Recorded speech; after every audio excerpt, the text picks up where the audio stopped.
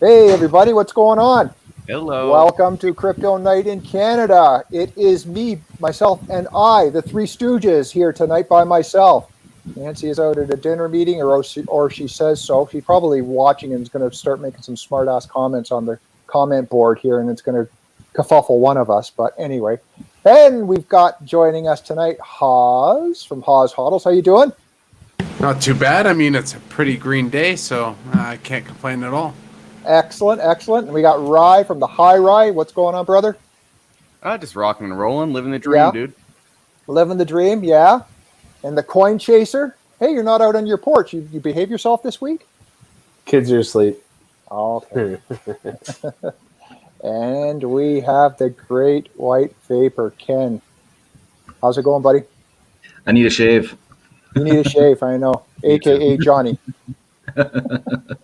There, we got the natural Canadian. We've got MC. We've got Chris. We've got Cash Rules joining us. Welcome one, welcome all. And well, as promised did we say this off air or on air last week about Decentraland? I think we talked about it all off air, to be honest. I might have mentioned it like on stream, but yeah. Well, all those people don't know what they missed then off air, and they can't join anyway. So, here we go. Changed the way I looked at Decentraland, by the way. So, for those of you who've never seen it, it's gonna blow your freaking mind. I mean, it did mine last time on the after show, so it's cool. It's cool. Well, we started going down the rabbit hole on it, and Haas had done a sort of a little walkabout through it, and I couldn't believe the price of properties, and we're talking real money for these properties, and it is just anyway. Without further ado, Haas, what I'm going to do is I'm going to share your screen, and we are going to just dive right into it here. Yeah, cool? For sure. Yeah. All right, here we go. God help me if we disconnect.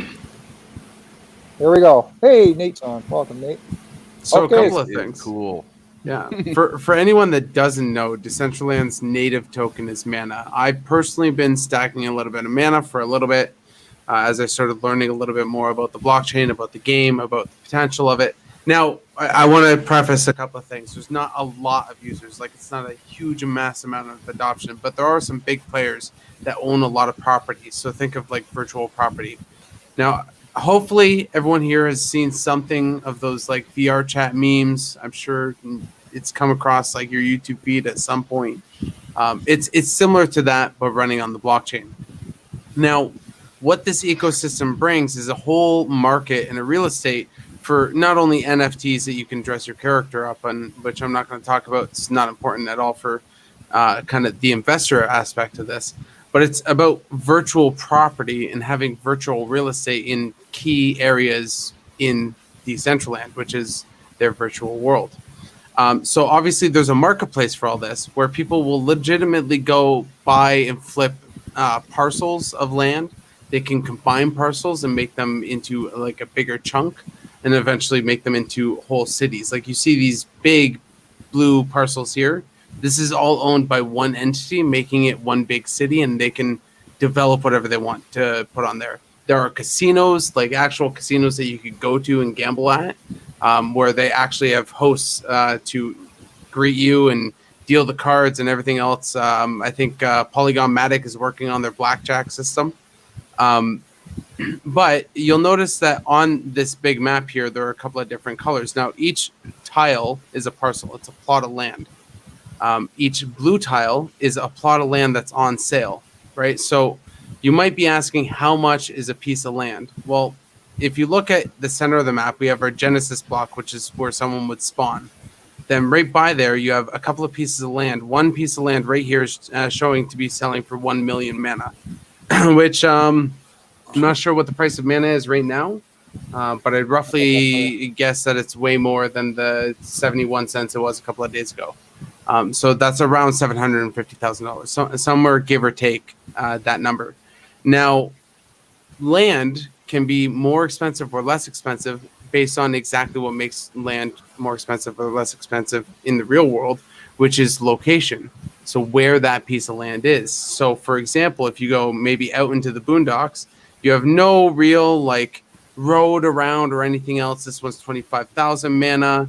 Maybe down here is a little bit less. Let's move down our map. No, these are still pretty expensive, 36,000, but nowhere close to the million that we did see.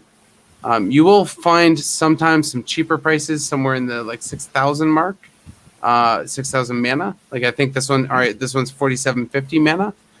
But this is not in any area of a road or anything like that. So you wouldn't get any walk-in traffic. And you might be wondering, well, what do you mean walk-in traffic? We're just looking at a 2D map. We're not really looking at anything tangible here. Well, that's the thing, is this is a map to the actual virtual world, which we're going to take a look at. So the reason why this is so bullish is more the capability of what Decentraland can do. Think of something like individual creators, content creators specifically. Say a content creator bought a piece of land, built a house on that piece of land, which is relatively easy to build. 1 second, I just got to enter my MetaMask. Which is relatively easy to build. The hard part is actually just having the funds to go buy a piece of land. But say that creator builds a piece of land and runs house parties within that land and has their viewers all around the world kind of coming in. That being said, you could also do something like movie launches. So brand new movie comes out, posted in a movie theater. I did some digging after a conversation with these guys over the end of the podcast last night and dug around and actually found a legitimate movie theater that doesn't play new movies yet, but it does play short films, but has the capability to play new movies. So this is Decentraland. Now, obviously, you can see first and foremost, there are people around me, but the population is a little sparse within the game. So that's the least like important part of this whole thing. Now, there are a couple of different things that you can see immediately in the game. Like there's a museum, and then there are a couple of other events. Okay, so these would be the events. So our exhibits. Sometimes they have like gambling events or betting events, something like that, where you can go to a casino. They just recently opened up a theme park type place. There's a plaza where you could do some shopping, and there's the Tomana casino. Sorry, I'm butchering that name, but there's a casino that I believe Polygon Matic is working towards. So we can go there. We can see that we have 17 people in the casino right now. And you can just jump into the casino. And again, everyone can see me. I also have the capability of donning a VR headset if I was one of those people. Also, right now, this is a browser plugin or a browser game, but eventually it's going to be built into a different game. Or be built into like a PC client. I'm sorry, I'm getting interrupted by a bunch of music because the club has some music, and I wasn't really expecting that. But this is, for example, one casino. They'd have events here. I could eventually go gamble to one of the tables. I'm not exactly sure. Yeah, I don't have any funds, so I'm not gonna mess around. Is that going to be live? Like that would actually be live gambling? Yeah, oh yeah, this is completely live gambling. Yep, I believe this is all run by the I think it's the blackjack tables that are like on the Polygon system. I'm not quite sure, but I saw an article about that just a couple of days ago. So there's that. I'm gonna go ahead and get out of here because this music is getting a lot. Sorry about that. Okay, there we go. Well, now I can hear again. But you just think about the capability. Now, again, I was talking about location and real estate and why that's so important. If you actually go into the world, imagine if you're a big company like Coinbase, like Nike, for example, or Adidas or something. Especially in the new COVID world, people can shop virtually.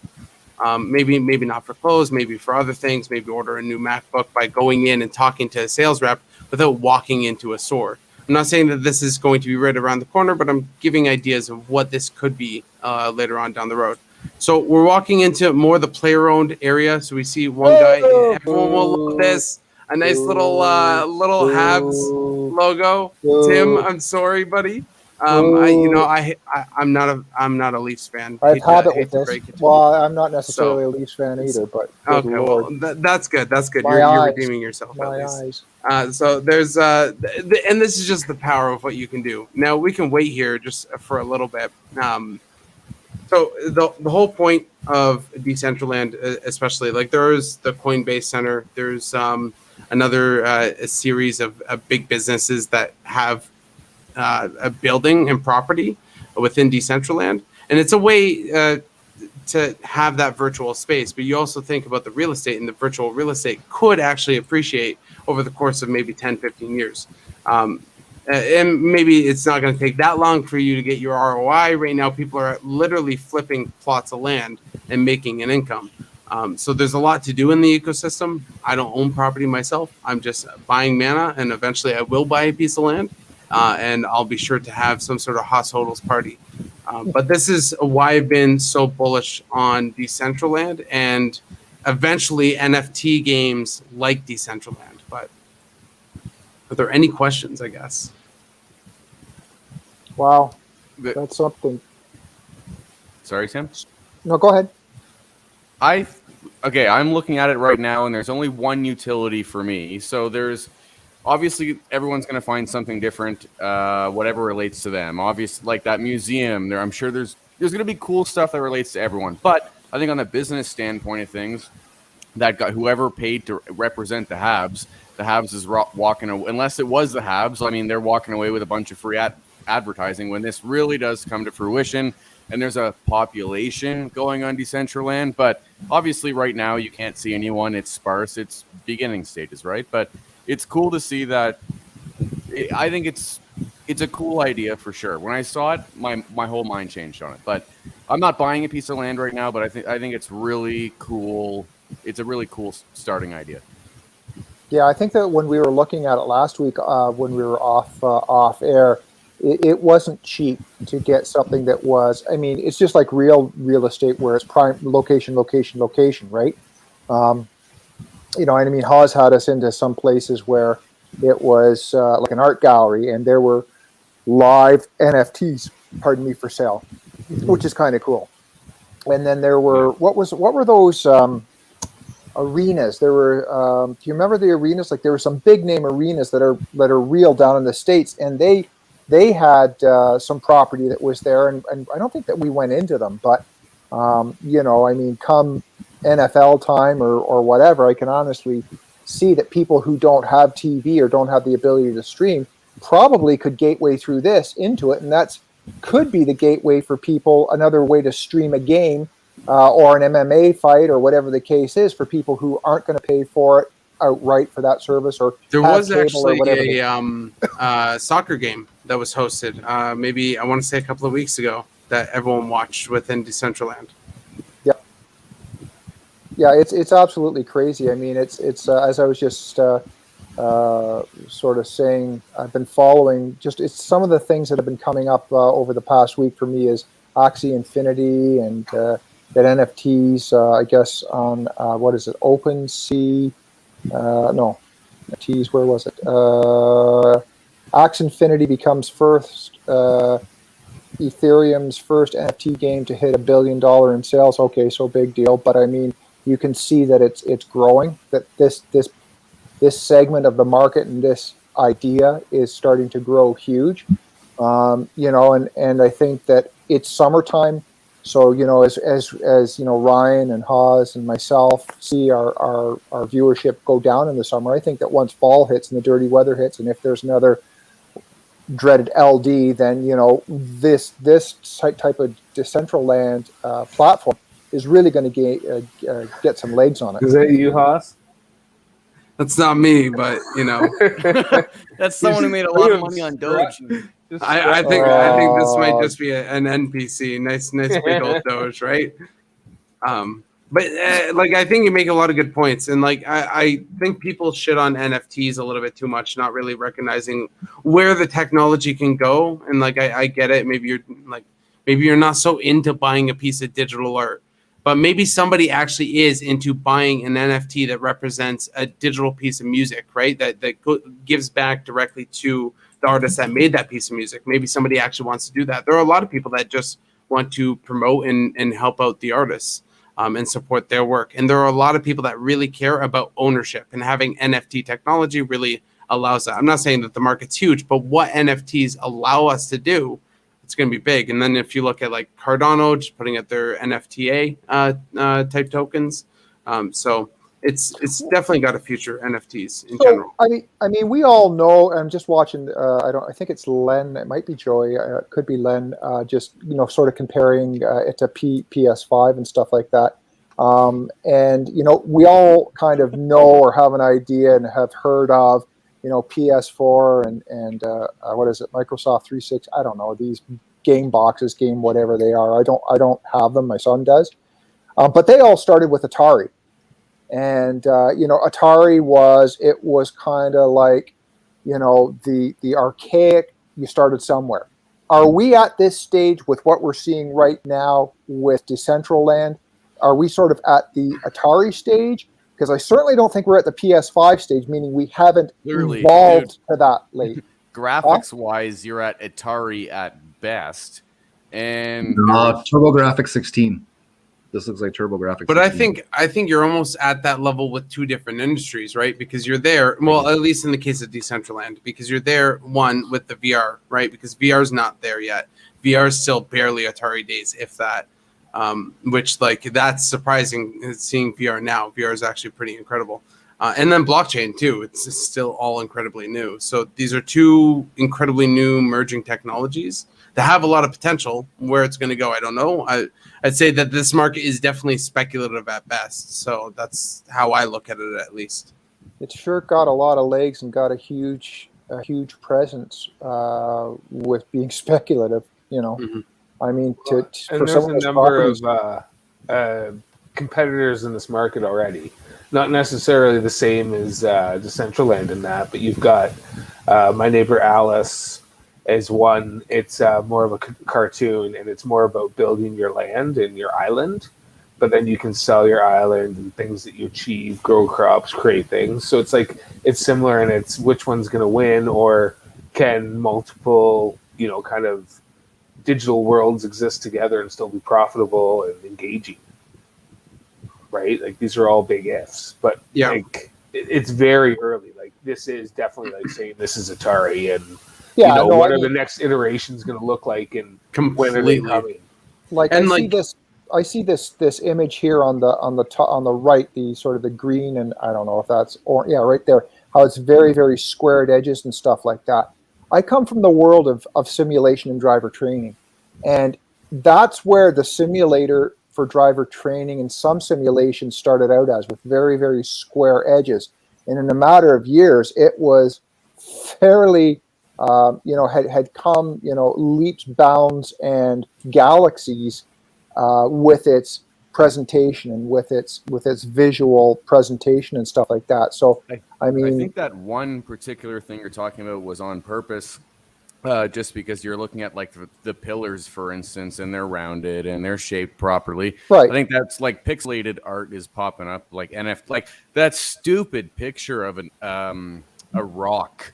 I'm sure everybody's seen it. That picture of a rock NFT that was sold for I don't even Ether know how rock, much money. Yeah. The what? Sorry. Ether rock, isn't it? The Ether rock. Oh my god, I know. Come on. Yeah. But the graphics aren't that. I mean, it's just not to. I mean, because look, there's no pixel. I mean, it's just, It is what you make of it, I guess. Part of it is what you're going to do and how you're going to interact with it, though.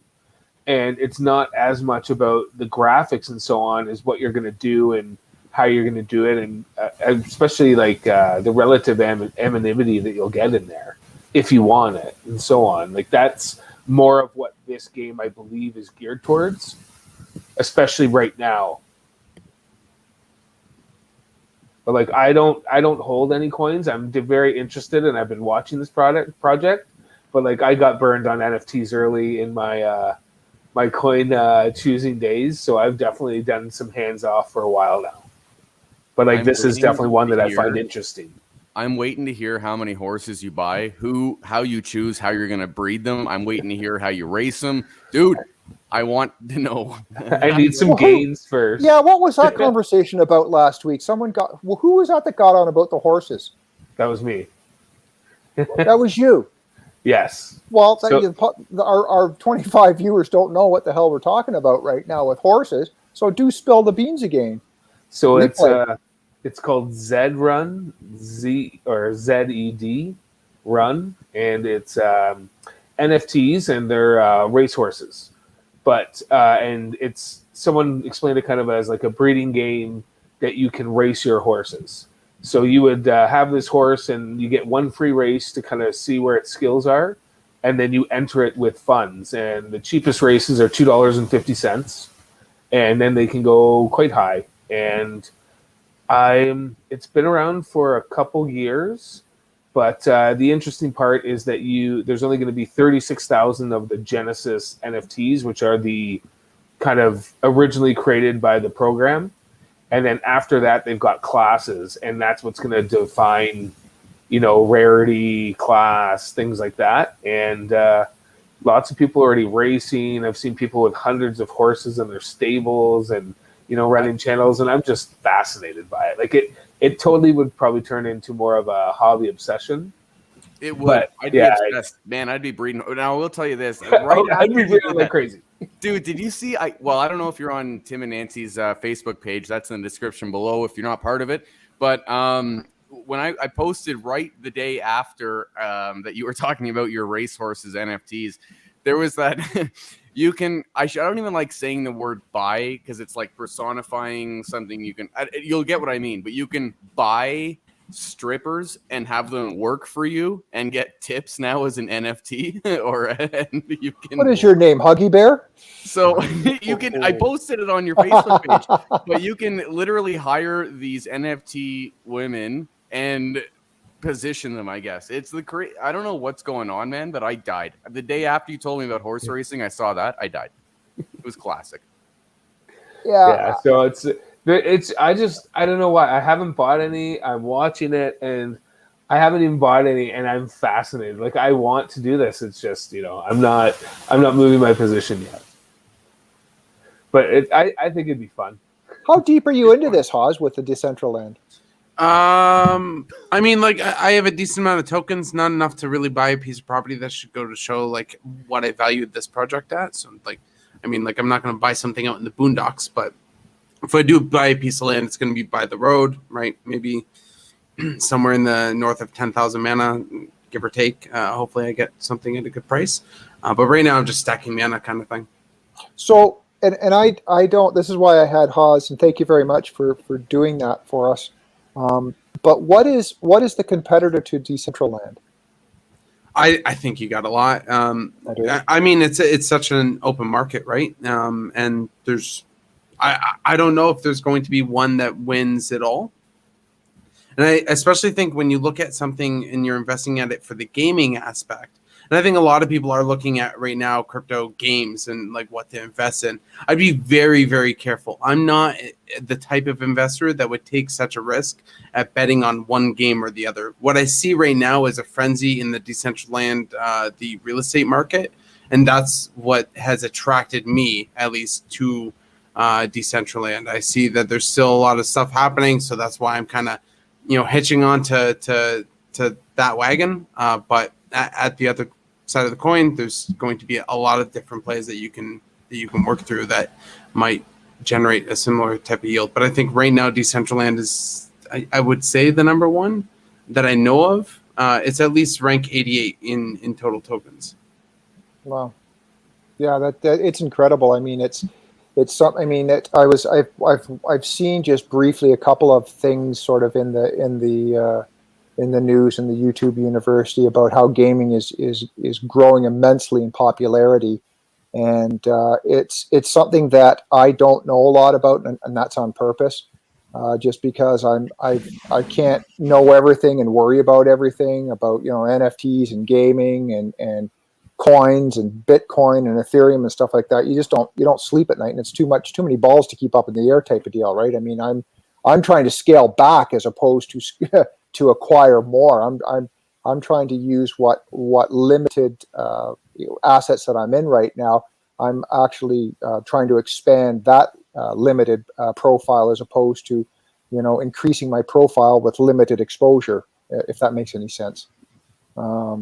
And I took steps this week. I think I told just before we went on air, I've taken steps this week as I've been transferring off Binance. That I've transferred a couple of things and cashed in, and bought more Bitcoin, and I think XRP is next on the list to buy a little bit more of, just because I have a belief in that as well. But You bought more Bitcoin, by the way? You were saying, sorry? Yep. Since Dollar we all cost spoke average. last? And yep. Oh, nice. Little. I'm just DCAing in, and I'm not putting new money from my accounts, my bank accounts in. What I'm doing is I'm taking the altcoins that I find that I've lost interest in and that I'm not really going to follow anymore, and move it over, and then I'm cashing those out and putting them into Bitcoin. So let me just say this, because I know we did it on my channel, but there are different viewers on your channel too. Remember last time I asked you on my show what was, I'm only bringing it up because you just mentioned it, the altcoins that you lost interest. Sorry, what were those again? I think you said VeChain is one. I'm not 100% sure. VeChain's gone. Yeah, so VeChain's gone. I think, what did I say, Haas? I got rid of Celsius. I don't know that you got rid of Celsius. I don't know that you had Cell Token, did you? I think it did. Oh, okay. See, I mean, you still got a good time. Wait. What did I put into I think it was Chili. I think it was Chili. Thank you, Chili's. Chili's. Got rid of Chili's, got rid of VeChain. Yep, and I'm trying to. Well, we were off air, and I came back, or just before we came on air. I'm trying to unload Xcur, but for some reason, Tim Perry must have heard what I was trying to do telepathically, and I got this text from him today, and I told him about it. He goes, "Don't do that. It's on a run, and it's connected with Amazon." And it's like, yeah, but I can use that money. But what's holding me back is because it's on my MetaMask. The gas fee is absolutely just freaking killing me. And it's like, now, I mean, I'll have to, sort of counsel with Haas, but on how to do that and get it off as much as cheaply as I can. But I am not going to lose a quarter of my investment to get Xcur off in order to buy Bitcoin. Yeah, actually, I have a MetaMask story. I had $7 in WETH, which is wrapped ETH, and I just wanted to exchange it back into normal ETH. $7 for $7, and it was going to cost me $200 to transfer. Nice. I was like, well, you know what my gas fee was this morning? You can take it in $7 that I want to convert. My gas fee this morning was $252 for a $629 asset. That's one thing I don't like about ETH and these. That's why sidechains platforms that are using ETH for it. I'm stuck. I'm absolutely freaking stuck, and that pisses me off. I'm being held hostage. Yeah. Pause. That's why sidechains are going to continue to be important, even when their next update comes out, because there's just so much traffic, because it's gotten such crazy adoption that sidechains off of ETH are totally going to be relevant, I think. At least. Well, I thought 1559 was supposed to make this shit cheaper. No, that was to start the burning, was it not? I'm certainly getting burned. It's the restructure of the fees. There's another one coming in December, isn't it? Yeah, I mean, there's a lot, but like I don't know this technical aspects on how the fees work, but I believe right now the fees are still at the mercy of the miners, not so much the system. It's more expensive to use DEXs than it is if you went to like Binance, bought something, and then transferred it to MetaMask. It's cheaper. I think there's a way off that is kind of stomachable in terms of like maybe bridging it. What I would probably do is I'd first see what the fee is going to be to bridge the funds over to like Binance Smart Chain, and then move it from Binance Smart Chain to Binance. If you're not on Binance, then of course you could go Matic and then go to the Aave system and cash out right into like USDC on the Matic Aave system. There are a lot of like different avenues that you can take, but yeah, the dodging fees is a tricky game with Ethereum. It kind of sucks. It's brutal. This is why I don't like Ethereum. And like I'm gonna plug one of my favorite tokens right now is in terms of smart contracts and everything else, and a space where we have interoperability and all these other blockchains can talk amongst each other and work together, is Polkadot. Polkadot clearly does that, and it's building those bridges within layer one cryptocurrencies. It's a better product than what Ethereum is. Moonbeam is going to be the Ethereum counterpart, so you're going to see dApps created on Moonbeam just like you would see anything else. But I think the Polkadot ecosystem is incredibly bullish. I think that should be on everyone's radar, especially if you're looking for a hedge against Ethereum. You're definitely looking at Polkadot and Cardano, in my opinion. Yeah, I don't know. Cardano's killing it. Yeah, I don't know. I mean, it's. I mean, ETH is up to what, 31, 32. I don't know what it's at right now. You know, and you know, depending on the time of day and which way the wind's blowing, and you know who's got root beer or Coke in their cup as one of the influencers. You know, the price could be the price prediction for any of this stuff. Could get the FOMO going as much as anyone else. You know what I mean? It's just. It's I'm starting to understand the TAs a bit more. I'm starting to understand that a bit more, but it's a matter. I mean, the TAs are based on volume and number of coins and wallets and what else, Haz? There's a number of things that the TAs sort of base their things on, right? Yeah, I mean, there are a number of indicators. It just depends on like what you'd be talking about, but I just say indicators in general. So, and those indicators, so I guess, those indicators such as, like, I mean, are wallets part of the indicators? Well, like there'd be an indicator as in like maybe like wallet, like if you look at some wallet graphs on Glassnode, for example, like how much Bitcoin is in each wallet by percentage. So like, how many of the wallets hold 1,000 Bitcoin? How many of the wallets hold 0.1 Bitcoin? Right. So that kind of thing. So we see those kind of metrics. We see what kind of metrics of miners keeping maybe Ethereum or Bitcoin in their wallets, not selling it. We see how much is on exchanges at any given time. So an indicator is more the collection of data of a specific thing, which can be wallets or volume or whatever. Yeah. I was actually reading something in.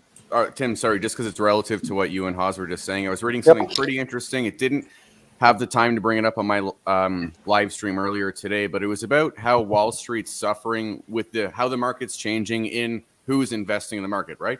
So Wall Street's suffering in the sense that their computer software that engages most of their trades, quants or something they called it, can't keep up with essentially this guy was describing it as pure randomness. And there's no patterns. The computers are taking longer to determine patterns, and therefore the buying power. Well, they say the buying power is reduced, even though it's not reduced. They're just saying I think it's a time thing that they're talking about. But even the computer programs that are, for instance, Wealthsimple Invest has a robo investor, right? But they're having a hard time keeping up with the fluctuations in the market. I bet you there'd be 10 times. I don't know. I just thought of this on the top of my head, but I can only imagine TA is going to get harder and harder and harder with like the volatility. There's those basic support levels at 45, 44, 45, whatever. Outside of that, you can go to any YouTuber ever, and between 45 grand and 60 grand, you've got a channel every $500 at the end of the day, depending on the YouTuber that you're looking at, right? And it's just, I don't know. It's a different market. I don't know if TA for me is even... Every time you have something good on TA, it goes the other way. Like, who would have thought that Litecoin, for instance, would have exploded like it would in comparison to Bitcoin? I knew it would. It's always followed Bitcoin every time Bitcoin but goes it doesn't up, follow because it explodes way past it every time and hits a new high. A new differential is established. And it's like, knowing the gap or how it correlates, it's just always changing. But anyway, I just find it pretty interesting. But referencing Nate's comment, by the way. Yeah. Well, he's got the story. Do you have any Litecoin left, or did you get rid of it, right? No, that was only a swing trade. So I at one point had like the 85, and then once I made a couple of bucks, I swapped it back to ETH. Okay. Yeah, I mean, I guess the point of what I'm saying is that even the technical analysis, although it is based on science. I mean, I don't know if I'm using the right word, science. It's based on data, right? What's actually happening. Like you see the number of wallets, or you see the number of miners doing this, or you see the volume changing, and from that you pull out some interpretation. You definitely can make some speculation.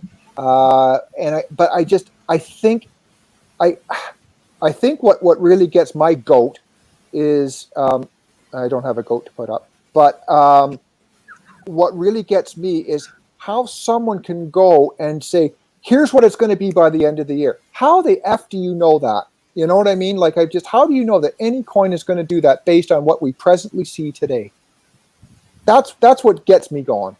And that's where it's just, you know, when I had my hands in majority of coins and I'm listening to this and that, I said, I got to bring my anxiety down and just focus on some stuff. I mean, I'll be honest with you. I'm even starting to get a couple of 10-ounce bars of silver and put it in the safety deposit box because I know that that's not as volatile as what I'm in right now. And I admit what I'm in with maybe everything other than Bitcoin, but Bitcoin's still volatile. I give you that. But the other ones, they're volatile, man. They're open for, you know, as if there's any truth to what Crypto Casey said, and Tether is at the bottom of the dominoes or the house of cards, and it goes. And they just released their what was it? Their audit today, saying they had only 10% of their whole thing backed by real cash. The rest was in government certificates or something like that. Oh, that makes me sleep well at night. Those certificates. I would encourage anyone right now. I'm gonna shill like my recent obsession right now, CoffeeZilla on YouTube. Oh my god! But he did a great piece on Tether specifically, and goes through the backing, and most of it is uncollateralized debt that they have. In my opinion, Tether is an honest to God bubble, and once that bubble ruptures, it's going to ripple in this community. It's going to do a lot of damage within crypto. I don't know how bad, but that bubble's about to pop, boys. How would it pop? Would that be a massive sell-off? It would pop by all that Tether being backed by nothing and worth nothing. That's how it would pop. Ponzi scheme. It is legitimately a Ponzi in a lot. Okay, so like I'm not talking with absolutes. This is all CoffeeZilla's research. Go watch his video. But as the premise of what I get is the creators of Tether are not innocent in anything. They're also owning Bitfinex. They bailed Bitfinex out with Tether money, right? They printed Bitfinex money just so they could stay afloat when they couldn't pay back some major loans. They've done a lot of really, really shady stuff. But we did know this like a month and a half ago, though. But when they went to go audit and make sure that like all the funds were there, they had something that was just simply a peek through to make sure that all the funds were there. Somebody looked through in the line of how that money was transferred. It was transferred the day before this audit was supposed to happen. Money's there, and then the day after it goes back into Bitfinex, right? And the CEO just keeps saying, "Oh yeah, don't worry, everything's fine. Money's always there." And that doesn't instill confidence in me. So I don't know how I feel about what Tether. changed, though? Was it only the audit? Because about a month and a half ago, you were pro-Tether. So it's like... I was never pro-Tether. I've never been pro-Tether. Okay. Well, you definitely weren't against Tether as a scam. But I'm just saying, like, what changed outside? And I say that because you criticized me for saying it was a scam. So it's like, was it only the audit? No, I'm asking as a not confrontational, like genuine curiosity. Was this audit like the tipping point for Tether? Because like this is like old news with Tether. I don't think it was old. I don't remember when I went after you about Tether. No, I don't mean it like that. I mean literally, like how important was this audit? Because I remember. Well, I think it was Len. I think you were talking about Len. I remember another. I have no idea what you're talking about. All I know is that what has been shown on who organizes Tether, they're unsavory people, and they don't have an audit backing the actual funds, and all it's showing is that Tether is printing dollars to manipulate the market. That's not news, though, and that's what I'm curious. No, I all over the place. Like 6 months ago, even 3 months ago, I was so hesitant to get on making a video about it because of how bad the freaking comments were on my first Tether video, and it was like, this is what I don't. What was the tipping point for? I would say, and sorry, Haz, if I came off as confrontational. I just mean you're more of an expert on this as me, but like, what was like the tipping point for the maybe YouTube community or the crypto community that went against Tether? Because it's been something that's like, sorry, Haz, if that, again, just rethinking how I said that, it came off wrong. But like, what is it in the last like 4 months that's like really tipped it. Was it that audit though, or like? No, or I don't think it's the audit. I think it's a number of a bunch of things. I mean, for the past months, like I had a Tether video that it was planned to that I didn't end up going through. But for months and months, we've been hearing about criminal probes and everything else. For me, my eyes were opened, specifically watching the CopyZilla and understanding exactly who's behind Tether, and also not having a good idea of what Bitfinex was doing in the community. But seeing the manipulation, it's kind of clear that at this point that Tether is a Ponzi. And if you're asking like, well, how could something like this stay around for so long? Well, I mean, like I would argue that people thought that Bernie Madoff was legit for an awful long time. And maybe this is just that. And I think a lot of people right now in cryptocurrency, a lot of people are in denial about, their projects being scams or being a fraud. I think a lot of people kind of put their head in the sand and hope to God that it's not true. Like we all heard about that Silicon Valley girl that said that she was making the blood test labs that could essentially do like every single blood test known to man in this little box that would revolutionize healthcare. Of course, she was a fraud, and now she's being taken in. Stuff like this. Honest people believe this stuff. Honest people fall for scams every single day. It just matters on like who's running it, who the con artists are at the top. And right now, we could be dealing with some con artists running Tether, and that could be manipulating crypto. Not only just crypto is Bitcoin specifically, because a lot of Tether is minted just to buy Bitcoin. So it's concerning as a crypto investor because I see what's happening in Tether, and I'm just like, it's a little unsavory for me.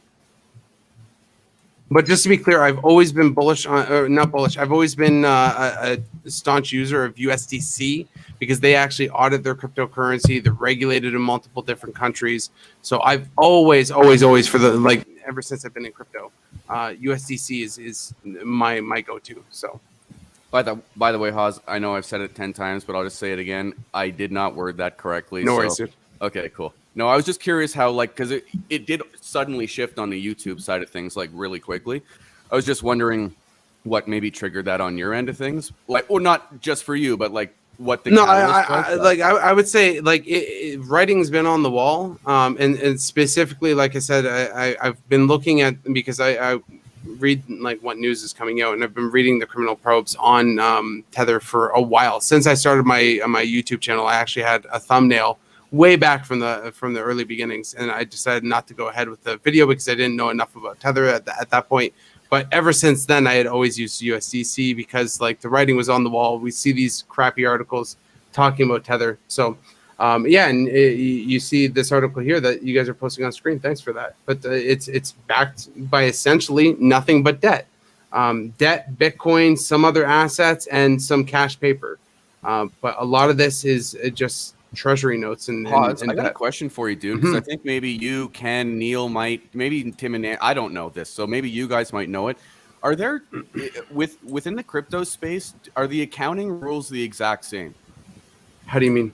Like if it's unregulated, I don't know. Like this might seem like such an ignorant. That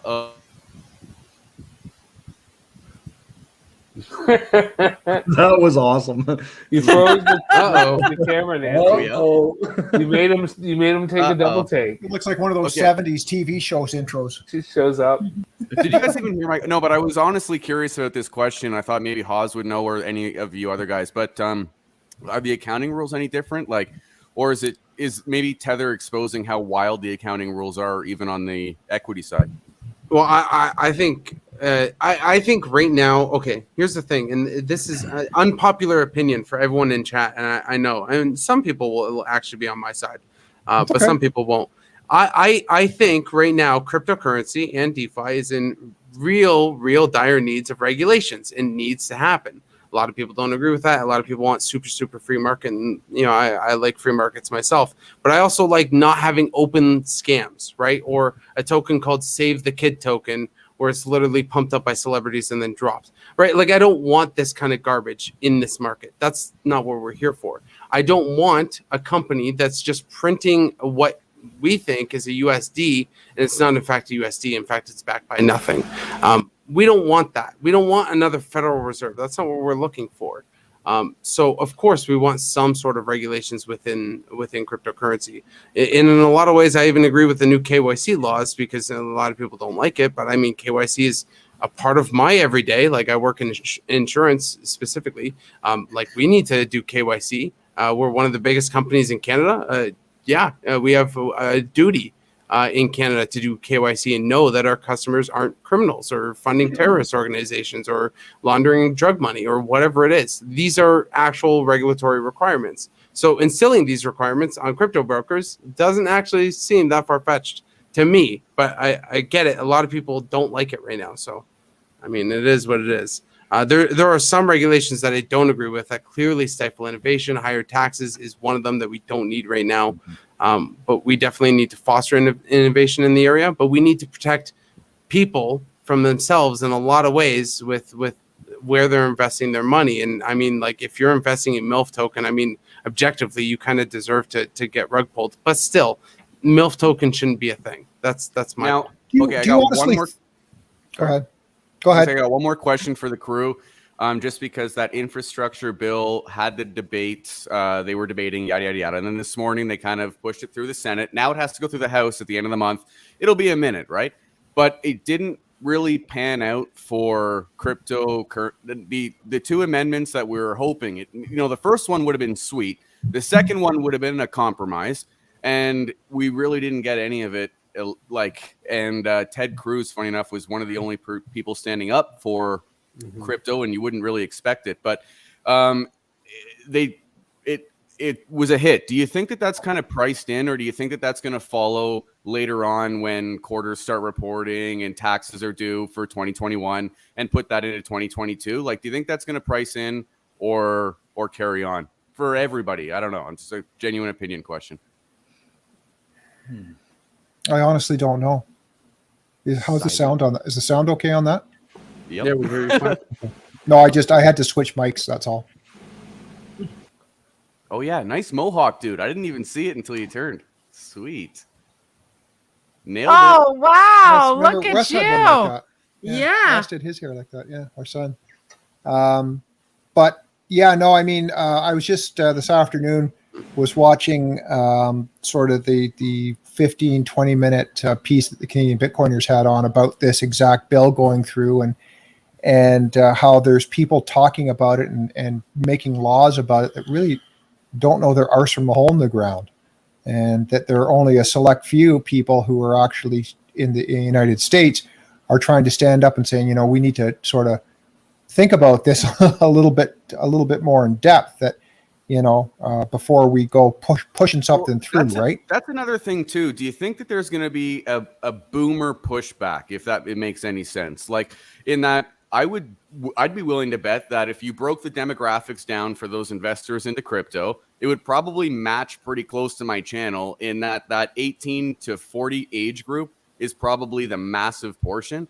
And I'm wondering, do you think that we're going to still deal with this then until the generation passes on? If that sounds dark or not, I don't know. But do you think this is a boomer issue or a crypto issue? Well, this was one, and thanks, Len, for that, because I do remember that. I don't know if you referred to this as the comb over, but you'd have to watch it to get the joke. He's almost about 90 years old, this guy. Yeah, he's born 4 years before the rotary phone, and this is the guy putting the stink up. He's not getting re-election, and he was the one that was putting the stink up about holding up and why? I think in the same podcast, because I watched two of their podcasts today, and if you look at the companies and people who contribute to their campaigns and stuff, it's insurance companies, it's banks, it's all this and that, and you wonder why the government is now wanting the CBDCs to get involved or to regulate this industry, and it's just make a lot of sense. The problem comes down to this, and I firmly believe this. I firmly believe that this is the core problem of most government problems is lobbying. I firmly believe that's an issue. You have lobbying for big pharma, you have lobbying for the banks, big money, all this bullshit, and people buying into their agendas. So politicians, you're not buying into a politician's agenda as much as that is what it should be. You're buying them to make them change their agenda to meet your agenda. That's what lobbying does. So of course, this old guy that doesn't know anything about cryptocurrency and taking a couple $100,000 in donations secure his reelection. Hell yeah, I'm going to do that. And screw this crypto crap, right? So, but that's the thing, though, is I'm not surprised about an 87-year-old man not understanding Bitcoin. To me, that's not even newsworthy. That seemed like just a given. I'm surprised at those 45 to 60-year-olds who have children, who have people experiencing life in this world right now. And it's like, but then, because that to me doesn't make sense. So I guess the only logical answer I would have is lobbying efforts and how disgusting that they are. And I guess I go back to Haas on that the lobbyists are killing it. But it's just, do you guys think that it's, gosh, I don't, with how badly it failed, like, it makes me think that we've got a long friggin' road ahead. Like, I'd say, I think I can't remember which senator. There was one senator that was talking about a period of discussion or so on, and that's what she was urging for, was a chance for people to learn about cryptocurrency and discuss it and have experts come in and just educate them before they do legislation. So I think cooler heads probably will prevail. There's a lot of grandstanding that happens in politics, and like, especially on here, I try not to get in it too much because I feel like we can go down the hole. But I think, it was just, it's grandstanding. It's going to go back to the House. I think you'll see them probably come and start chatting, but I don't think we're any farther, because like before this pump, a couple weeks ago, everything was negative in the market. But if you looked at the narrative, everything was positive. Like the one article I saw that was, it's like called, I wanted to bring this up because I thought it was kind of cool. It's wallet recovery team, and they recovered $1,500 worth of Doge that was bought in 2015. So it's worth like $3 million now. And based on him passing them like key information, passwords, numbers, significant things, they were able to access his wallet and get that money back. So like, I feel like you're seeing all this stuff in the news, and especially in, government, but government's always the slowest to act. It's a knee-jerk reaction. They can't push it through. So they're trying to derail it because they're unsure, right? But if you look at everything else that's happening around, you can fight it so long, but it's like, running water. You can put up a dam, but if you don't build it correctly, and over time, it's going to go through that dam. And we're just building more and more steam. Like if you look at adoption, Bitcoin, Ethereum, just the big two in the last couple of months, as everything's going down, it's growing. So, they can try and stop it, but the more they resist it, the more people are going to become interested. And I don't know why it's human nature, but, if you tell us you can't do something. Well, I got a question. Okay, so this I wouldn't classify this as like conspiracy because it's just really about market timing. Do you think that major holders or potential future whales are waiting for the better buying opportunity, waiting for the market to correct as a whole, whether it be Bitcoin, crypto, or equity, whatever? And then, like, maybe we don't have mass adoption right now just because the market's not timed for it, is maybe what I'm thinking. And do you guys think that maybe they're already mentally there? They're just waiting for that moment where they can buy they can buy everything and rock and roll? What do you guys think? I don't know. Just genuine question. I think big business, there's a lot of checks and balances, right? There's a lot of approvals. Think of how many businesses were probably putting in their orders or looking to put in their orders for Bitcoin and ETH, and then everything just plummeted, right? Anyone who's running something be like, no, this is not happening. Like, look just what happened. So I think it's going to take time, but I think it's the next part of the cycle that we'll see the main adoption, but I think you're seeing it in a lot of good ways. I think a lot has to do too, like with a business's ideology. Maybe they're like, okay, you know what, a 50K Bitcoin, knowing the mathematics on Bitcoin, is fairly cheap, but there's so little money in the market right now that everything's too volatile for me to justify putting Bitcoin in my treasury right now. So some people are maybe looking for that higher price Bitcoin that maybe is a little bit more stable later on down the road, right? That's a good point. I think after the everybody recovers after COVID, because these businesses don't have as much. You're gonna get a boom. There is no after COVID, Ken. There is an afterflow there. You're going to get a boom of spending, hopefully in the next couple of years, hopefully sooner. But 6 as months to a as year, things, there's yeah. yeah. I mean, Yeah. like right now, like it seems like things are getting better in most of the world, other than the United States. Just saying, but like we're like through any economic downturn, there is always a positive run. Yeah. Well, look at the money that's been lost in the last 2 Yeah. years to business. I feel we've definitely hit our bottom already. I feel that maybe like the stock market. No, the stock market's completely disconnected from reality and has been since March of 2020. But other than that, I mean, like I think the general economy's got to go up from here. I can't see it going further down. But I think maybe I'm wrong. Once that money starts flowing back into the businesses, then we're going to see whales. I think right now our big issue is overall labor force, because we're finding people aren't going back to work and What everything. labor Like force? that's exactly my point. The So labor that's- force is about as useful as the. So I think right now that's probably our most concerning problem that we need to tackle right now. It's an issue, right? And you look in the United States, most of the new jobs that have been created are government jobs. That's not individual business jobs. So the economy is hemorrhaging, especially when you look at small businesses, not only for the United States, but Canada too. Small businesses prop up our economy. Small businesses are our economy. And when they've been hurt so badly, as bad as they have been for years and years and years, now you have the big players like Amazon just raking it in. Yeah, you're going to see some issues within our economic structure. And our young people don't want to do life the way that we did it. And what's the government's solution to all that?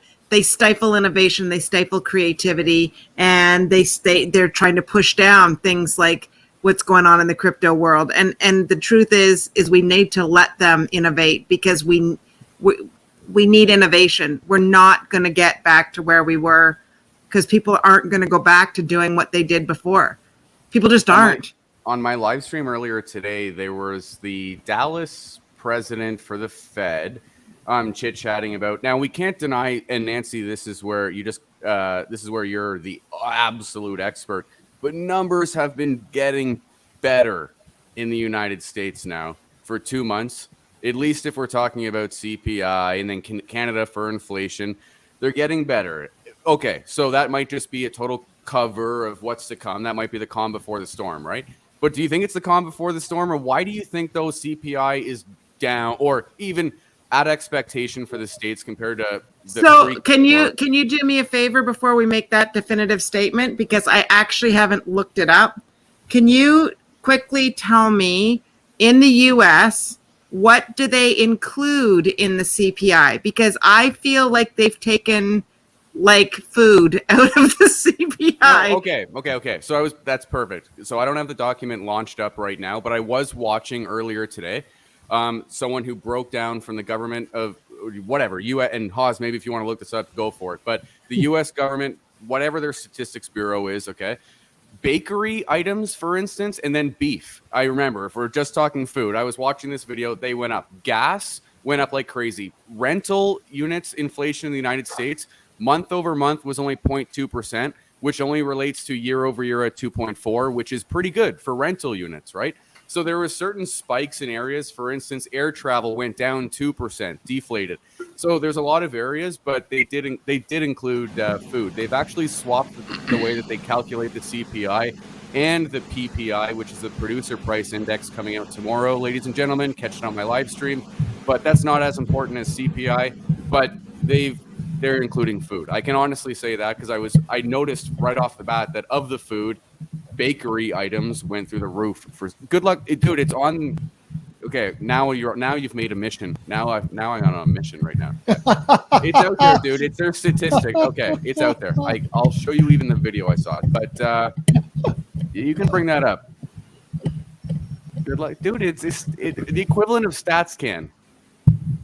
No, but it's hidden. They're not really saying what's included in it. And I think Len's right on that one. I got to send you. Well, I saw the full-blown breakdown today. So I don't know where he got the document.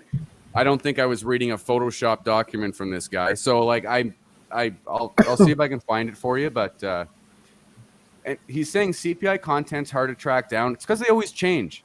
You can see what's been removed, but finding up-to-date stuff in the consumer basket is difficult. Yeah, they're always changing it. This was a month-over-month report, so I just find it to me, it's so, I'm not even sure I can trust the CPI anymore because it's so manipulated.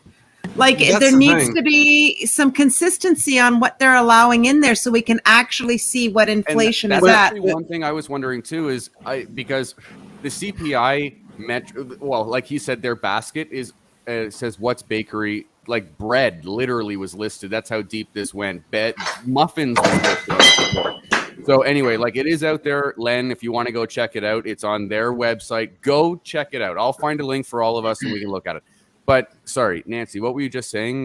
Because it feels like they're changing it all the time. Isn't that the issue though? Is like, where's the baseline here? Well, that's what I'm saying, because if we need to be looking at bread consistently, or if they're going to put muffins on there, put muffins on consistently. If you're going to put milk on, put milk on there consistently. Yeah, this is what had me think too. There's clearly no rules. So who's to think that it isn't going to just keep getting better and better and better as the metrics change and the basket? I don't think the metrics are going to change. Here's my thing. Maybe I'm just like totally off base, but this is what I believe. Is I believe that they don't want you to know the truth, and like that, and that becomes the issue. And that's glaringly obvious with them two reports not being shown. That's glaringly obvious with how obscure they make it to find out what's in CPI. All of this is very purposeful, so you don't reveal what's behind the curtain. That's right. The whole point. Air travel going down is irrelevant when it costs more to eat, right? That's a big deal. I'm not flying everywhere. I got to eat every day, and I'm noticing more and more money is leaving my bank account just so I can survive, and that's the fact of the matter. Well, and what we started to do. I have to say this because Len's been begging for it. Len, very simply, buddy, bls.gov. It's on the home page. If you care to download it, you can check out absolutely everything they have to show you in full-blown detail, okay? U.S. Bureau of Labor Statistics website will give you more comprehensive detail than the average rating on a CPI. Anyway, done. I succeeded on my mission. Well, there you go. What we do is I had my team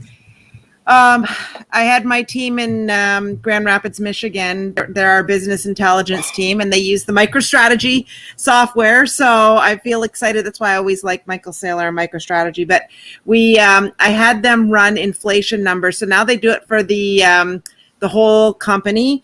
And so I have them look. We picked a basket of items, and I'm having them look at it month over month to tell me what's going up and what's going down, and that's landed cost. So that we include freight in that because freight is a reality of the situation. It's not just the landed cost. We have to include freight. And so I know, and then I report that out to some of our key clients so they can make purchasing decisions. So I know for a fact that we are inflated, but it's not all at the same rate. And it's not all across the board they're all at different rates depending on what's going on with their sector. So proteins can be way, way, way through the roof. And this is what I was listening to today, in that what's inflating is being counteracted equally by what's deflating, and we're kind of still right now. But that's not exactly true though, Ryan, because to Hawes's point, what's deflating is stuff we don't use every day. If you just look at food is the number one expense people do after housing. The number one expense, and it's not inflating like at all. So that's why I'm saying, like, honestly, you're shaking your head. I'm giving you go look on that website, Nancy. Like, I know because we have some government contracts here in Canada, and they refuse to take price increases because the government website says that there's no reason to inflate. And I'm like, here's the landed cost every month. So there's Here a it massive is. delay then, basically. So then maybe because the government doesn't. No, because the government doesn't. They want to keep us ignorant. This is the thing, and it doesn't, and it's not it's political. Hiding the data and its manipulation. That's what it is. How far behind the 8 ball are we then? If our we are behind the 8 ball. by a quarter, and 2 it's, quarters. Like, but if we're here's playing catch up- who knows. And the thing is we're behind the 8 ball, and not by accident, by purpose. Like it's intentional that we're behind the 8 ball. Like you said, yeah, some things are deflating, and like something like air travel, sure, it's deflating, but the market got hit hard. It's going to take a lot before people really have confidence to travel again. There are some idiots that are just like, yeah, cruise it up, let's go. I mean, like, hey, that's on you. I wouldn't go on a cruise anyway.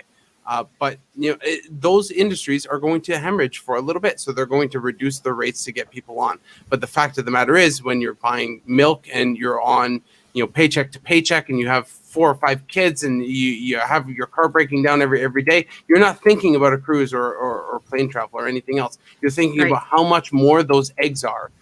Like I can't even believe that a carton of 18 eggs is like $6, when just a couple of years ago I was buying it for like 3 or 4. It's insane. Just like the general rate of increase. Well, and I think too, the other factor in here, and I know we've all got basic economic knowledge, there's that whole piece of supply and demand that is factored in here, right?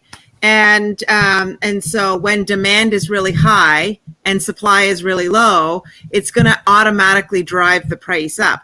Well, right now, even if I could sell you completely our full lineup of what we used to sell, then maybe inflation could just be at that regular rate. We can't get the darn product. So we have customers that they're willing to pay, if it's a key item for them, they're willing to pay it, and they're willing to pay it, and we can't even get the items. Forget trying to we just aren't getting it. One day we don't get bread. Like cookies. This was my big thing today, cookies. Now in healthcare, that's a big deal. I don't think you understand what a big deal cookies are in healthcare. But that was today's issue, no cookies. And they're behind the 8 ball because they don't have labor to manufacture at the quantities that they were doing it before. So it's exactly what that Fed president said on the very brief interview I had on my live stream today, is that demand is not the issue whatsoever. Supply is the issue, and let it completely back to the labor force. That was talking strictly about American side of things, but I think it relates. Well, okay, so Ryan, Tim and I have had a broken down washer dryer now for how many months? Since April, and we still don't have a date when we could get a washer dryer. That's another one. Insane. Our daughter went to IKEA. And she went and she sat in all the chairs, finally found the chair she wanted. She walked all the way through that whole big building, down to the warehouse aisle, gets there, sold out. She goes, why didn't they just tell us that we were upstairs? Why did they make me walk all the way through that thing? So she had to go back up to the showroom and look at other chairs to see which one she wanted again. Came down, same thing. There is such a supply chain issue. Like it's hit or miss. Len just made a point. Maybe the breakdown is transitory. Maybe because it seems to be, go on any news site this morning or whatever it is. I forget when CPI might have come out this morning. I literally forgot. I can't remember. That's how whack I am right now. So, but they woke up and matching expectations was surprising. So and Bank of Canada won't stop coming out saying, I love how you got Joey. We can tell it's you because you're being friggin' a fighter. But no, what was I going to say? Bank of Canada keeps saying, "Oh, we're optimistic about Canadian economy. We're going to be doing fantastic." Our job numbers and inflation looked okay for June. And so maybe it's transitory. The crash, I don't know. You're not buying it, I guess, Nancy? I'm not really buying it. I'm still stacking cash, so. I know. Well, I guess it's just if I wasn't living the food world right now, and yeah, I might be oblivious. I might not. If I was just going into the grocery store and doing my thing and leaving, I might not be seeing it quite the same way that I'm seeing it in this. Now, part of our problem, and I will say this, it's a caveat to everything I've just said. When the pandemic hit and all the manufacturers that sell to us, they pivoted because where was the vast majority of their business going? It was going into retail. It was going into the Loblaws and the Sobeys it was going into retail. So all the things that they do, they retooled their equipment, they retooled their machines, they did all that stuff to support where the vast majority of their business was going.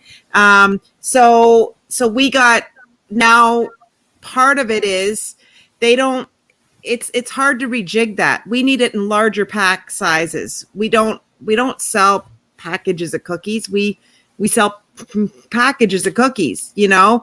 And so and a lot of manufacturers are still have the high demand coming out of grocery stores. That really hasn't shifted back.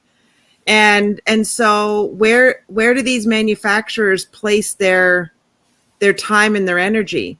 Do you know what I'm saying? I just really hope that the manufacturers do not buckle to, well, I don't even think higher wages would bring people back. Tell me I'm wrong, but I don't think they could afford high enough wages to bring people back, like off of CERB, because you'd need a $10 an hour gap to mentally change not working from working at least. And I don't know. I mean, where's the solution on your end? This does affect crypto at the end of the day. If the market crashes, crypto is going to have a rough couple of weeks. I mean, let's be real. So it does kind of affect crypto in that sense. But like, where do you guys see the salute? Like, do you think it's money or what's the deal? What's to get this going again?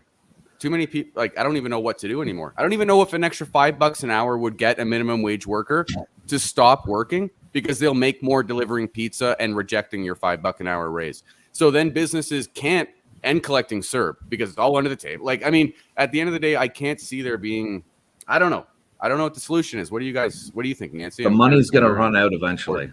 I know, but then what though? Like, where's the work? What money? What money? The printing of money?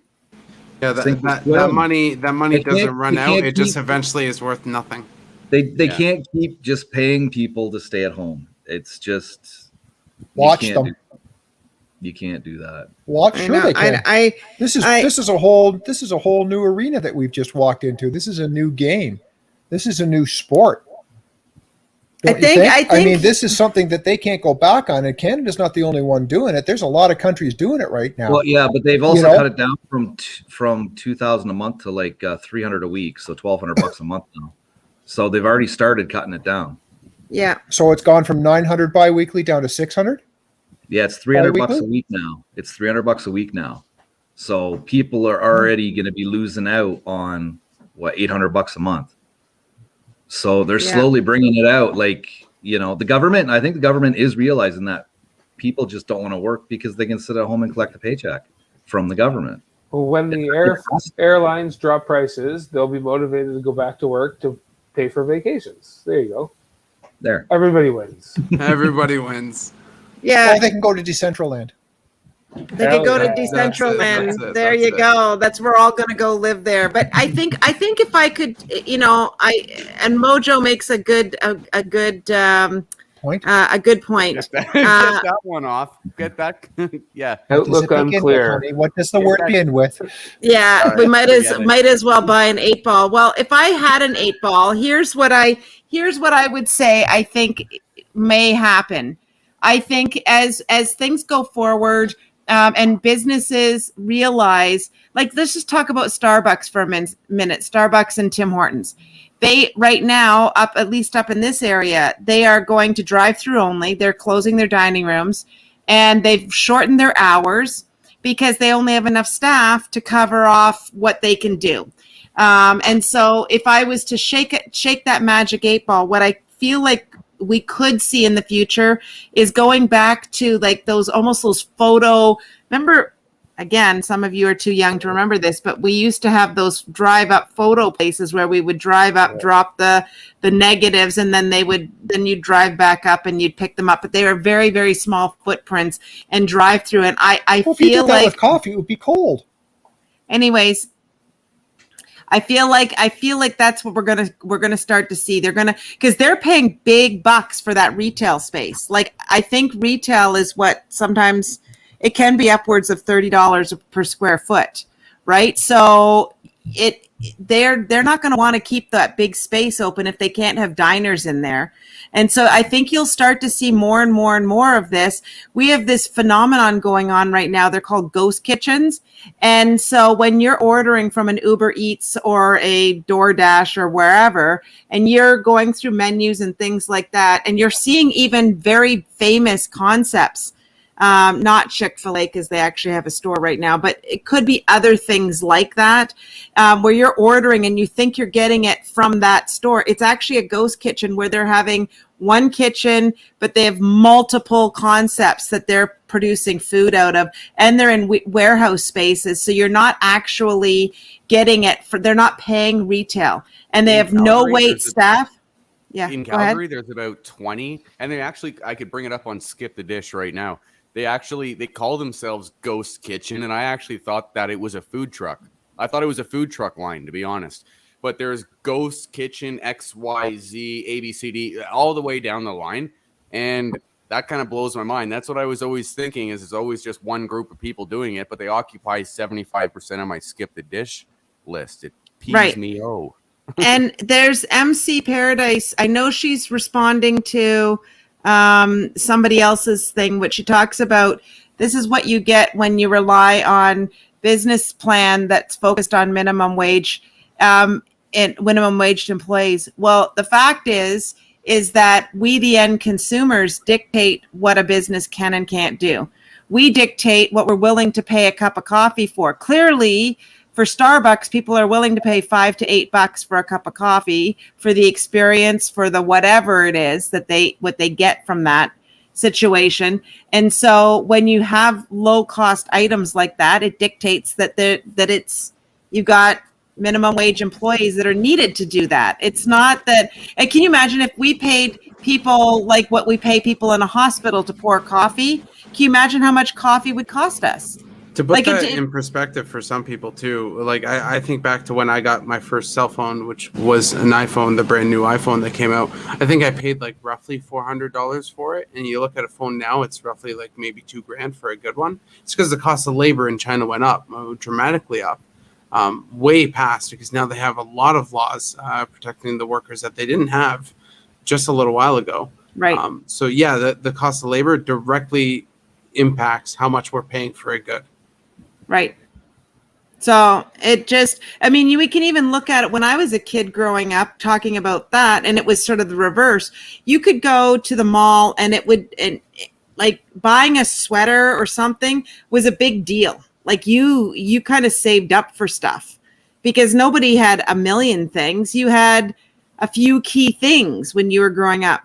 Now, because of the exact opposite thing that you just said, Haas, where for a while there, like you look at the Joe Fresh situation, where that's all done in Asian countries where they're slave labor producing that stuff over there, so we could buy cheap goods. But you're right, the labor laws are changing because we believe we're putting the North American people and the European people that are buying all these cheaper goods there. We actually believe that human rights is important. So then it's going to cause the cost of goods to go up because we won't tolerate it. Oops, Ryan, you're on mute again. I don't believe Apple's pushing all those profits to the Chinese workers, though. I'm not saying that. I'm just saying that their cost margins have dramatically been squeezed. Yeah, that's all I'm saying. Yeah. Right. But, I know Haas and I are the same age, so he might be exactly in my group on this. Haas, do you remember when you were in high school and the coolest cats, man? It didn't matter who you were. If you didn't have a Motorola Razr, were you even there? Oh yeah, that was absolutely it, man. 16 years old, Motorola Razrs were everywhere. It was right before the iPhone came out. And you could get one for like $250, top the line. You're the coolest cat in school. It's funny. Oh yeah, they were super slim, super clean. Now you want to be caught dead with one. I'd kill for one, man. They're amazing. They were cool, man. That was my first like work phone when I got my job at a university. It was like, oh yeah, got a Razr. Okay, the first cell phone I seen was a bag phone, and it was like $1 a minute to use. Oh. Okay, who here agrees with Dan? I'm not even gonna bother giving my opinion. I'll just say, Dan, I disagree. Dan's saying that's exactly. Oh, sorry. No, Dan, I agree. That's exactly why they can't just raise minimum wage by $5 like people want. Consumer pays for it in the end. Well, more so than the consumer.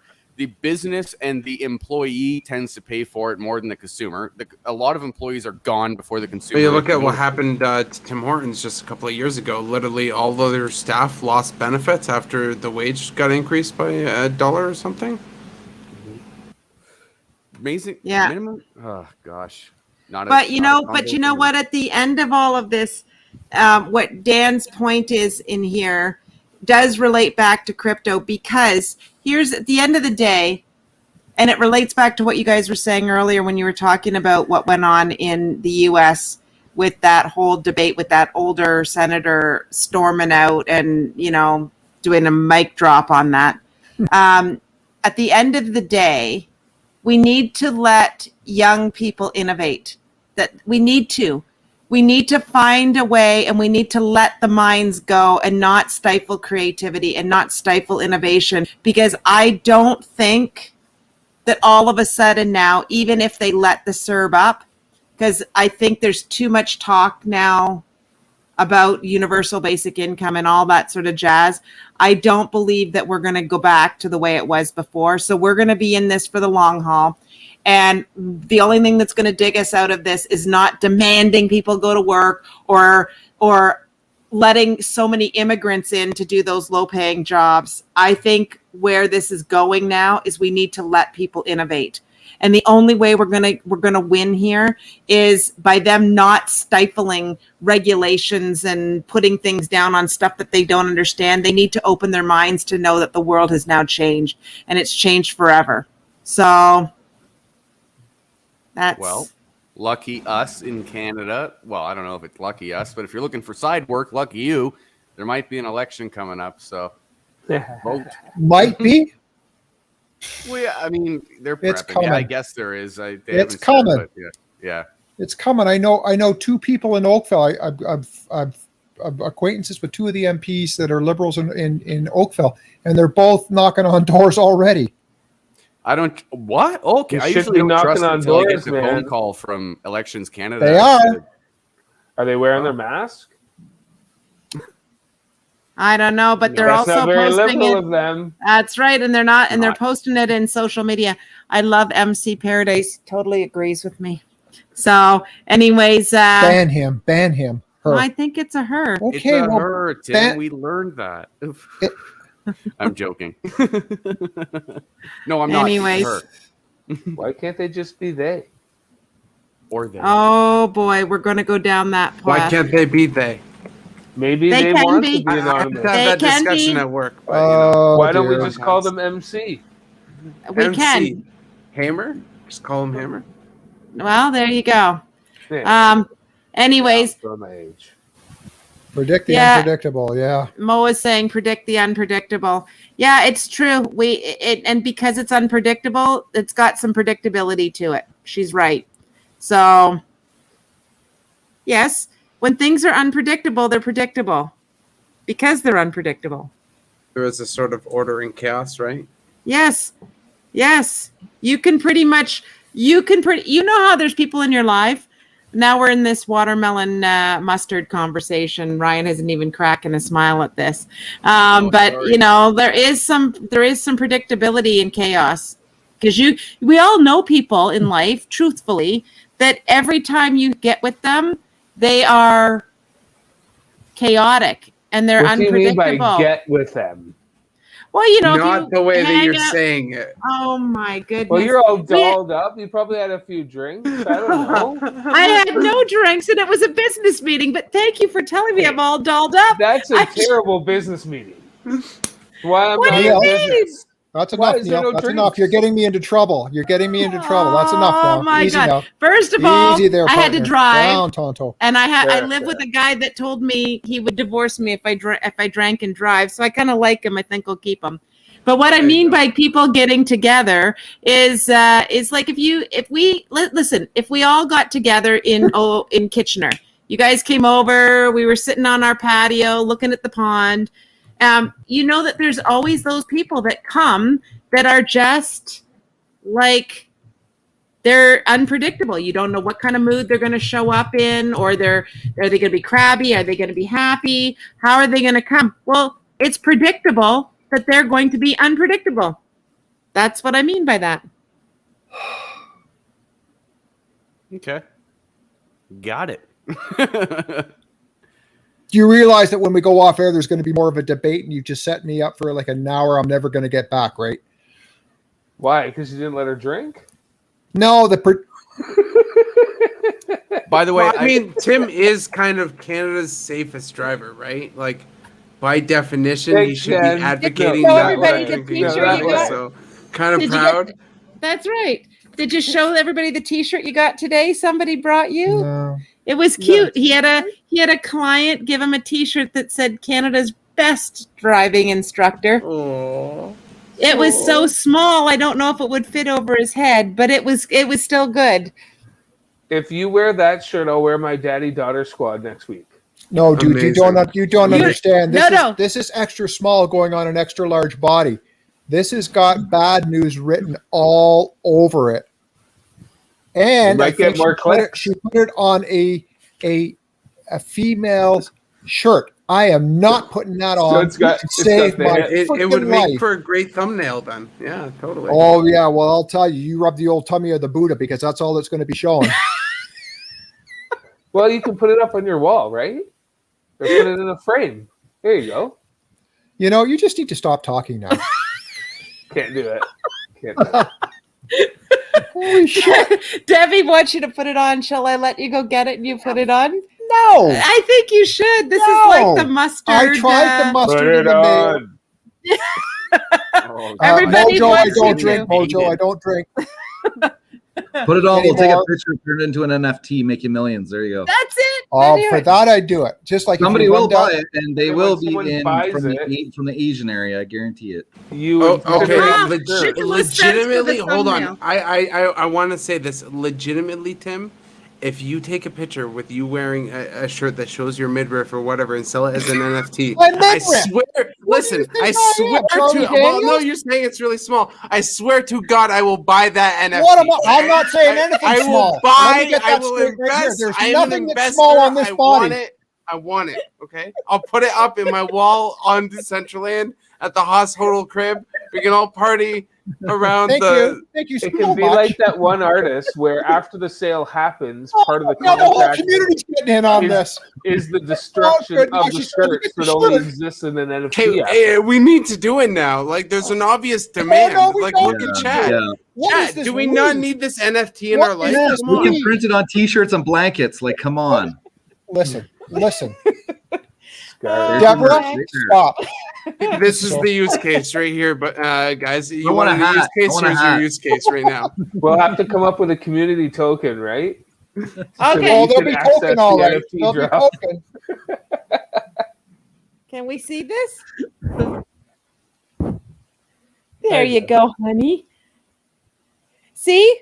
World's best driving instructor. I think it would fit you. What size does it say on the Like a label? glove. Come on. It says large. There's no way that's large. I swear. Ladies, There's no way that's large. if Like anything, a little that looks kid's large. oversized, Holy. Tim. I What? feel like that would make you look pretty chiseled. It'll make me look chiseled like a ball. Oh, there. Listen. I think the women would love to see you in the guys are just going to laugh at you, but the women will like it. This is not going to end well. Anyways, he got 2 gifts today. He had another client give him another nice gift. This one was Well, kind of then. cool.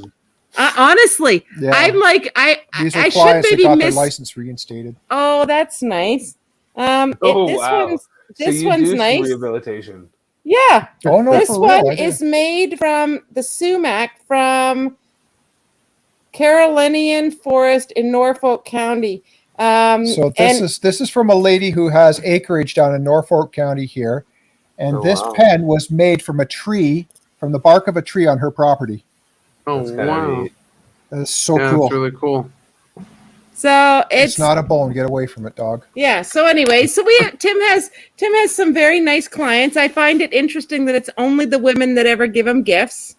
So I'm not sure why that is, but I've kind of It was a determined. bottle of wine last week. I've determined that maybe they find you kind of nice and attractive. Maybe. Well, I'll just put the shirt on. That'll change your mind. Yes. Maybe that's why better. Nancy wants you to. Oh yeah, maybe it will get better though. Like if you've been Put on working the out your shirt. Maybe your it's two chest bottles lately. of the wine. shirt on. I'm not putting the shirt on. And Nancy can sell tickets. Win a date with Tim. It's her new side hustle. Yeah, my new side hustle, so we could buy some See? more XRP. That's There you it. go. Yeah. Oh, Just don't ask me what's shaking boy. because it'll be all 4 cheeks and a couple of chins. This Oh, episode's no. getting banned now. Oh my goodness. There's no nudity yet. No, Oh, he that bad puts the word shirt yet. on. Anyways, Run, Forrest. well, this has been really, really fun, and we're at an hour and a half. I think maybe that this is where we might need to end this night. And don't worry, I will get him to put the shirt on, and I will secretly take a picture of it. Anyways, thank you guys so much yet again. Haz, I'm assuming you got a live stream going on Saturday at 11 a.m. Every Saturday, 11 a.m. Every Saturday at 11 a.m. And Mr. Ryan, you got your live streams every day at close of business. Yes, every day. Excellent. And Ken and Neil, it's great seeing you again. And for everybody that was here tonight watching, thank you so much for joining us on a fun evening in the summer. We look forward to seeing you next week. Thank you so much, everybody. Bye. See you later.